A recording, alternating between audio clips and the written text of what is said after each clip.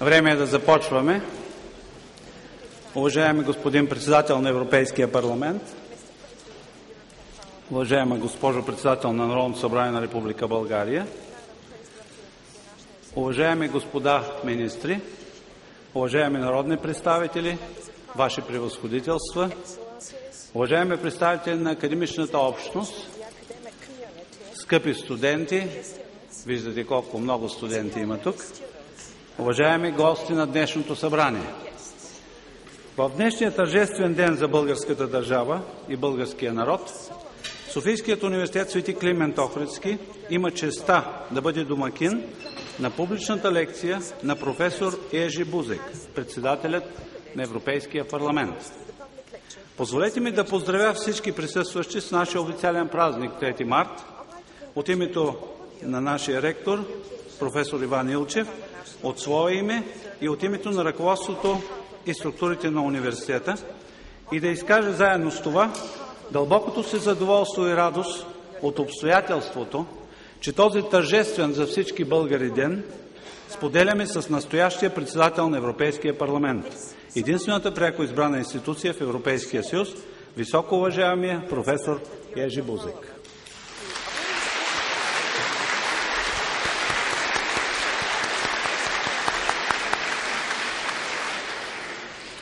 С голямо задоволство бих желал да съобщя на уважаемата аудитория, че днешното събитие е отлично продължение на една вече установена за нас традиция.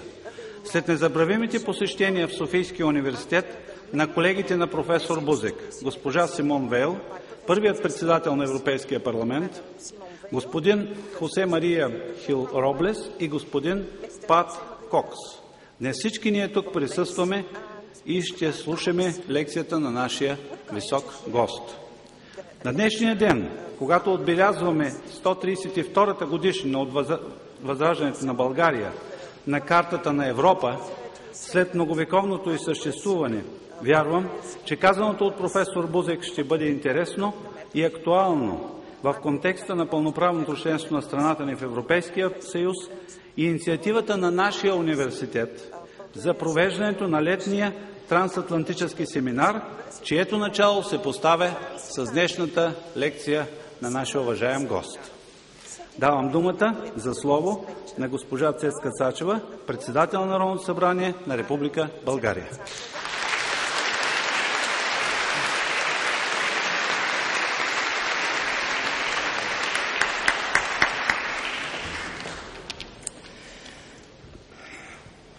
Уважаеми господин председател на Европейския парламент, уважаеми господин заместник ректор, ваши превъзходителства, уважаеми преподаватели и студенти, скъпи гости!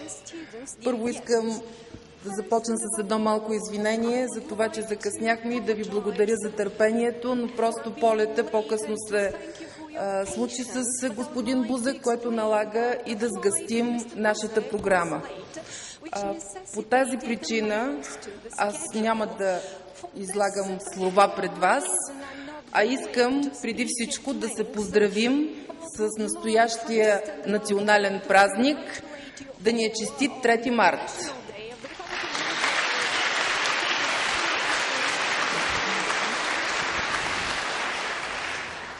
Повод за гордост е, че председателят на Европейския парламент, господин Ежи Бузек, е наш гост точно на националният ни празник. Искам да ви благодаря, ваше превъзходителство, за това, че вие сте наш скъп гост и ви уверявам, че високо оценяваме това. Професор Бузек е виден европейски политик, парламентарист, но и университетски преподавател. Позволете ми да припомня с няколко думи, че през 80-те години на миналия век неговото име бе сред най-изявените имена на борците за демокрация и човешки права не само в Полша, но и в Европа като цяло.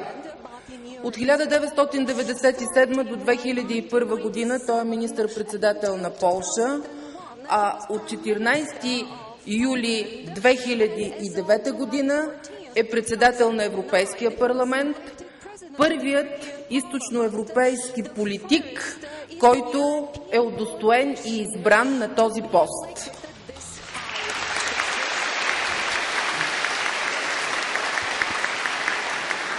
Както господин Бузек неведнъж е заявявал, избирането му за председател на Европейския парламент ще спомогне за преодоляване на различията между старите и нови държави членки. Това е негова кауза, която ние споделяме и в същото време сме убедени, че той ще успее по времето на неговото председателстване да проведе такава политика, която действително да преодолее различията между тези две категории държави. Вярвам, че в деня на нашия национален празник лекцията на професор Бузек „Европа и свободата“ има и символно значение и всички ние с интерес ще очакваме неговите думи. Имате думата, Ваше превъзходителство.